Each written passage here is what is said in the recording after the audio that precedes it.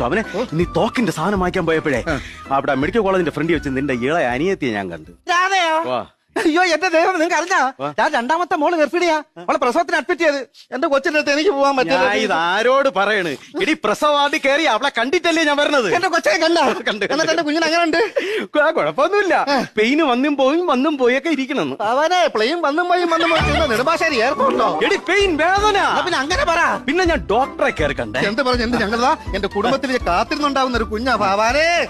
ഒരു ഉത്തരവാദിത്തം കാണിക്കണമല്ലോ. പിന്നെ ഡോക്ടറോട് കാര്യം ചോദിച്ചു. സുനന്ദ മോളെ പരിശോധിച്ചു. കുഴപ്പമില്ല, നിങ്ങൾ ആരും ടെൻഷൻ അടിക്കണ്ട. കൊച്ചിന്റെ വയറ്റിൽ അനക്കം ഉണ്ടെന്നു.